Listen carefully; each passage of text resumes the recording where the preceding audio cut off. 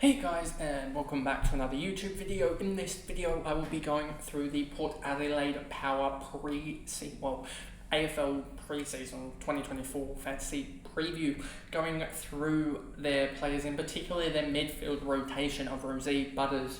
I've also got Horn Francis, Ollie Wise, etc. All of them, just going through and how I think they will turn out, what they will average, or if there's any upside, any real need to start them, etc. And this one is probably going to be one of on the longer side, even though there isn't too many guys I'm going through. I think there's 5 or 6 guys I'm going through. No draftees really of note. So yeah, let's just jump into this. But before we do, remember to like and subscribe, turn the notification bell on. You would have noticed that these are coming out at 12 p.m. midday on sort of consecutive days, so it's easy to sort of track, but if you put a notification bell on, you will be easier to get to know when these ones come out. And anyway, let's get into the video. So as you can see here, this is, of course, it doesn't want to work for me today. So let's go window capture. You can see the notes there. Again, I do this sometimes. Of course, I don't pre-look at when the scenes to see if they're actually working well, but anyway, we got it up and running now. Connor, Rosie, Butters, Houston, etc. You'll see that Butters is in my side, but let's go to Rosie first off. And of course, I just need to get this off the Richmond one, which I just filmed and you would have seen yesterday. And let's go to Rosie, which is up here. Let's go. So as you can see, Rosie, if it will let me load, here we go. So Rosie had this natural progression here. 72 in his rookie year was outstanding. 2020, was it his rookie? Yeah, it was his rookie year, I believe. Then 2020, he had that really good, really decent year in the pandemic, but still as a forward was a little out there. And then 2021, 67.6, 88 in 2022 as a forward, but he moved into the midfield somewhat, as I need to adjust this now to be Port Adelaide. Where are they? 2022. Let's look at Port Adelaide here. You'll see that Connor Rosie went from, in 2021, he had a, let's see, where's Connor Rosie?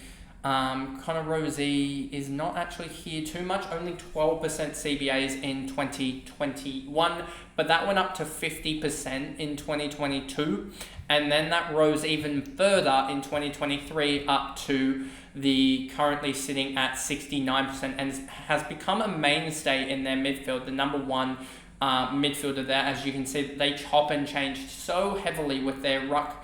They used 4 rucks as a number 1 ruck, and they also had Finlayson as the backup ruck throughout, basically, as you can see here. And then also had Ollie Lord do some work in some portions of it, but as you can see there, you can see that basically they used 4 rucks, and then Finlayson as the 2. Get rid of that as well. The one thing I like about Rosie is if we look at his 2024 and look at these fixtures, look at that run to start. Has West Coast in round 1, doesn't have the early bye, and has the best bye to start. Well, the best bye across the whole season with only Freo. So you've got to load up on probably Rosie, Butters, Young, Chapman, sorry. And just look at this run. They got West Coast to start at Adelaide Oval, one of probably the best starting round 1 matchup. Then they have Richmond at the MCG. Richmond look to be struggling this year. Melbourne at the Adelaide Oval is an interesting one. Then they got Essendon, another struggling side. Fremantle, another struggling side as well, both at Adelaide Oval. Then you have Collingwood at the MCG, a tough side. But then they go back to St Kilda, and then Adelaide Oval, a derby game. That is going to be tough. Geelong in Geelong is tough. Hawthorn, North Melbourne, and then Carlton. But they have Carlton at Adelaide Oval, which should be a good round. And then they head into the bye. And you're already out of the bye looking at GWS, Brisbane, St Kilda, Western Bulldogs, Gold Coast, Richmond, Carlton, Sydney, Melbourne at the MCG, so repeating the Adelaide Oval, but at the MCG, Adelaide at Adelaide Oval, obviously, and then Freo at Freo. I really like their schedule. I like their schedule because they do have Brisbane at Adelaide Oval, which should be a much better matchup. They do play Collingwood at the MCG, which is tough, and they do play GWS at GWS, which is also tough. But a lot of their other games, their top sides, they play at least early on in the season when they play them at Adelaide Oval, which is good just to load up on players. So one thing I do like about Rosie is this 106, and he did end the season with a 113 L3 and a 111 L5, and we've seen that he also has this really, really good natural progression, as I was saying earlier. This 67 to 88 to 105, or 106 you could say. He could go 113, 114, but I think that I'm more intrigued to go Butters and go for the guy that is a little bit less pricey, and to go with someone else on the sort of buy round in Sarong, which we'll get to later on in this, on the 13th, I believe that video will go out, the Freo preview for 2024. So I think Rosie's a guy that will probably come into my sides at portion of the preseason, probably not into my side round 1, I would expect, but he's going to be an interesting dynamic, I reckon. But I'm definitely more intrigued to go to Zach Butters, which we'll go to now if we go to over to here, and we swap him over, Rosie up to Butters. Let's go there. Butters is definitely a more interesting case, I reckon. You can see this very, very good natural progression here. This 62, I reckon, is around about the 76, 75 in itself. 62.3 times 1.25 is a 77.8. So we did 56, 77.8, 76, 86, 99.5. And the best thing about Zach Butters is he looks to be the best buyer the whole season, to be honest with you. He's got that really good start, as we were mentioning with Connor Rosie, but he's priced at 99, and he's shown in the back half of the year, with the last month he went 117 across the last 4. You can see this split here, which lended himself to that, what did we say, that 110 L5. Let's look at it. That it's over here. That's here we go. That 110 L5 and that 112 L3. So he looks primed there, and should be a full-time mid next year as well. And if we look at their midfield rotation, you actually see here that he started off pretty light here. So he had a 62%. I reckon he will push 70% this year. I reckon he could easily do, as he was pushing 70% in portions of the season, had an 86% here, but you can see in the latter half, 71, 79, 77. So I reckon he could push that. And with the sort of Travis Boak sort of ending his time frame, as well as Ollie Wine sort of slowing down a little bit, it seems like, so there is a massive potential for him to pick up some of their midfield time as well, and basically be an exclusive midfielder. And so yeah, if you look at the start of his season, he also went 80, let's look at it here, just saying 89, 59, 60, 83. If you take those numbers out of it, 99.5, 2289 minus 89 minus 59 minus 60 minus 83, and then divide that by 19. If you take that run of 4 games out of it, his average already jumps up to a 105. And I can tell you right now, we'll just look at this period here that he had here, where he went nuts. He also had this period here where he went nuts. So he's had sustained periods where he just goes crazy. And I think he could be the one guy that if you miss him, you're almost ungettable. He's almost ungettable, as he will I reckon he could be plus 13, plus 14 as a premium and be a 115 guy this year. He has all the traits of a 115 guy. He just racks up the absolute pill. If you look at if we go back to his actual numbers here, to his profile, you'll see 27.5 disposals per game in 2023. If we go to his career split here, you will see that his disposals in 2023 are basically up 5 disposals a game, and then that is forever going up, I guess. Then you have marks. He was roughly at 4 a game, and that went up to roughly around 5 a game, so that was up there. His goals went up as well. His tackles pretty much stayed the same at around 3.5 to 3.7 or so. So there is an uptake potential of tackles. So it'll just be interesting to see how he goes, but I reckon he could easily be a 36 and 5 type of guy, or a 36 and 4 type of guy. And that, already thinking about it right now, is 60 at least from the disposals, 20 or so from the marks, and then 20 or so, or 18 from the tackles, you're already looking at a 95 guy if you take 30 disposals and make them all handballs. And there's obviously potential for him to have things like an even split of handballs and kicks, and that's already a 113 or something around there, a 112. And then also have goals. If he averages half a goal a game, then that's another 3 or so points, 3.5 points per game, and that already puts him at around a 115 marker. So yeah, there is so much potential for him to go up. He just needs to just keep getting his hands on the footy. But I really like the look of Zach Butters, and he's currently, I think, sitting M2 for me, as I do like to go the value pick option. Next up is Dan Houston. Houston, I think, I was looking through when I was doing my research, and I think he's taken his game to the next level recently, last couple of years. If we go to his actual stats, you will see that we are looking at Dan Houston, so he will be up here. I forgot his first name for a second. So if we go here and you'll look at his stats and you'll say, where is the upside here? He's gone a 92 and then a 92.7. So you will see that and you'll think there isn't much upside.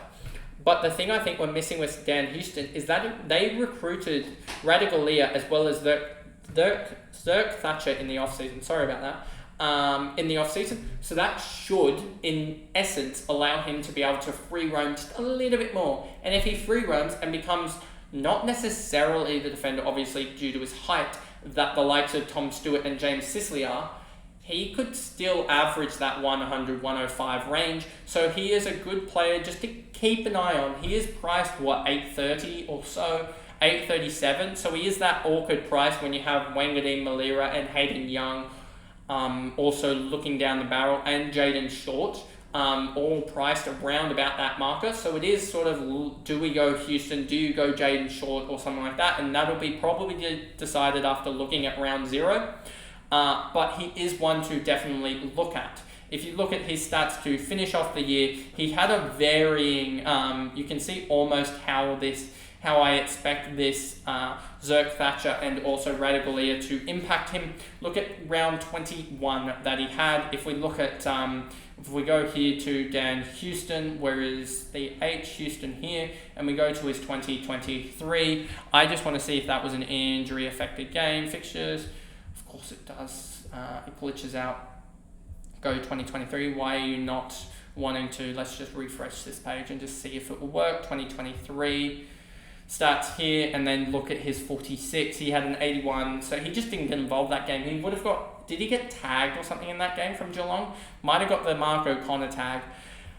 So there is tag potential, but I don't think any of the guys early on in the season in 2024 will tag. West Coast won't, Richmond won't, Melbourne won't, Essendon won't, Freo won't, Collingwood won't, St Kilda probably won't, Adelaide won't, Geelong maybe will, but that's round 9 that we're looking at. Round 10, there is a potential tag there from Hawthorn. Round 11, I don't think North Melbourne will tag with Eddie Ford. I don't think so. Carlton won't tag. So you're really looking at 3. I think there's only about 3 or 4 taggers left in the comp, to be honest, with Ryan Clark leaving. So, and a couple of others I think are left as well. So I think Dan Houston could take his game to the next level, given all Australian numbers last year, and I think he has 5 or 10% of upside, but we'll just have to wait and see if he does do that, if he does actually get that step up in his game. The next guy I want to talk about is Ollie Wines, and of course we saw Ollie Wines had that down year, and it's mostly because of, if I grab him up here, Oliver Wines, it was mostly because of the resurgence of, I guess, or the assertion of Butters, Rosie, and Horne-Francis into the midfield. It's as simple as that. He just got knocked out of the midfield. If we looked at here, you'll see his splits here. They were pretty poor. A 111 to a 97 to now a 77 in the space of 24 months. He's gone down 34 points. It's pretty poor. The one thing I will say is that he could claw that back. This round 16 game, if we look at his round 16 numbers, we go to... where is he? Ollie Wines is going to be down the bottom here. Let's just grab him here. 2024, let's go to his 2023 numbers, and of course it's not going to want to work. So let's refresh that. 2023, and then fixtures. He's 36 against Essendon, 75% game time, so there was no injury there. 70% against Collingwood. So the one big problem I have with him is he's just not getting his hands on the footy. you can just see with the stats here, if we go back to his profile, you'll see here he only averaged 21 disposals a game, and he's not a big marker or tackler, so 3.4, 3.4, so he is really struggling. If we look at his career splits, you'll see here in 2021, when he had his really good year, across 24 games, he had 777 disposals. If it gives you the averages, 32 touches, 4 and 4, whereas now he's down 10 touches, a tackle and a mark a game, which is just really, really annoying and poor. And he's also, his goals aren't actually down. His goals are down a little bit, but not basically negligible. So yeah, he is just down disposals, and it's really the kicks that he's down. 7 kicks a game is 21 points. He's also only down 4 handballs, which is still 8 points, but the 21 points per game from kicks is interesting. And so if you're one of those coaches that likes to go off the previous years, Ollie Wines is probably on your wish list at this point, priced at only 701k, but I reckon there are just much better guys priced at 701k, and I just don't see him getting too much midfield time. If my numbers are correct, he had 74% and 71% in 21 and 22, but now that's down to only 50%. And I reckon that could even, going off the numbers that I see from Butters and Rosie, I reckon that could go down even more into the 30s and 40s as Rosie, Butters, and also Horne-Francis pick up those numbers. So I just reckon Wines is one to stay clear of. Let's just see how he goes, and he could potentially be a guy to pick up later in the year if he turns his form around, but I reckon it is all over for Wines as a fantasy player this year. As he's just a midfielder only, and he's on bad midfield minutes, to be honest with you. So there's that. The next guy that we should talk about is the man that caused a lot of chaos last year. He's a guy that can drop a 30 whenever he wants. He can drop a 40 game where he gets Brownlow votes, apparently. That's the way he is. But average 68, 22 games played for Jason Horne-Francis. We look at his numbers here. Jason Horne-Francis, where is he? Here he is. And you'll see that he does have a not very natural progression, I guess, 62 to 68. He did have, that was his first year in Port. He did have a 38, a 42, a 34, as well as a 39, a 37, and then a 45, 46, 48. So he had 1, 2, 3, 4, 5, 6, 7, 8 really poor games. If he can improve those by even 10 points per game, that's 80 points. That's already 4 points of upside. If we look at Horne-Francis on the CBA count, he's at 58%. So the one big thing I think Horne-Francis needs to improve on is just getting more consistency in his game. He could be a third-year breakout. We saw this with, I want to say, if we go to Gold Coast and go to Matthew Rowell, where is he? Matt Rowell here. And I think you'll see something similar, but I think you'll see it on a high end of scoring. Here you'll see Matty Rowell here. It took 3 years to really get out of that 70-75 range, and then burst onto the scene last year with a 92, and he could take his game to the next level, Matty Rowell. But I think something similar is going to happen with Horne-Francis, is that a lot of people are going to put him off, like, he's not going to return. That was all sort of a blanket over him in the draft year. I think, like, the scouts got it wrong, etc. He's only, 20 or something? Like, he is still so young. He's going to be almost 21 by the time that the season starts. And 21, he could easily have that year where he goes 90, 95. It's just a matter of what type of game style is he going to be. Because if he is that sort of Chad Warner, Dusty Martin sort of, the guy that you use to bring it forward, bring the ball forward and the sort of entry pass into the forward line, rather than that sort of tough midfielder that really gets the big tackle numbers and the big mark numbers, etc., and the big disposal numbers, Horne-Francis is going to struggle to be that type of guy. But could he follow the sort of path that we saw from, if we bring him back up, that we saw from the likes of Connor Rosie? Let's just look at Connor Rosie's numbers here. Let's look at that and just see, does he follow something similar and wait for the 4th year to break out? Or does he do something like a Zach Butters here? And let's see Zach Butters' numbers as well. They were both the same year, so I think they both broke out in year 4. So that you can sort of see that there are similar sort of ways in which Zach Butters, Rosie, and Jason Horne-Francis look fantasy-wise. And could he do something similar to Butters and have a 20-22 game season where he averages 80, 82 or something like that from his 68? That's still 10 points of upside. I think he could, but I'm just too worried about him not being that 20-22 point upside type of player that potentially we will miss out on.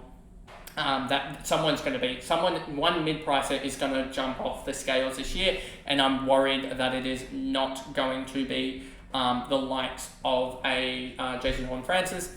Then the last guy I want to talk about, basically because Horne-Francis, and there is absolutely no one in this section here, is the basically rookie price Josh Sin at 255k. And he's someone that I've heard some good things about, and he could potentially, I think, average potentially 25-30 points of upside on his. Well, he's priced at, I think, if we look at Josh Sin here, he is priced, I believe, let's just get rid of all the lines here, 2022, 2023, 2021. So he's priced, I believe, if we go to, where is he, where is Josh Sin? He is here. Let's just look at his numbers here.